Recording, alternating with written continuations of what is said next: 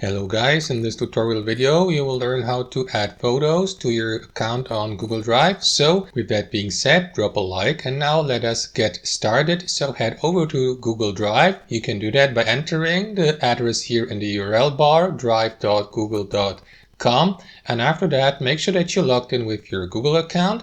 And what you want to do in the next step, guys, is simply click on that plus new icon here in the top left corner of your home screen and select file upload, or alternately folder upload if you'd like to upload an entire folder containing images and photos. So for the sake of this tutorial, let me upload a single photo. You may use also the shortcut Alt-C then U for that. So click on file upload.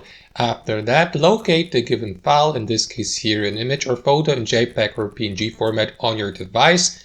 Wait for the upload process to be finished. You will see the progress here. And after that, the given photo will be added to your library so that you can modify it, edit it, move it, delete it, assign it to folders, and so on and so forth, guys. So that's all to it. Hope this video was helpful, and we'll catch you later.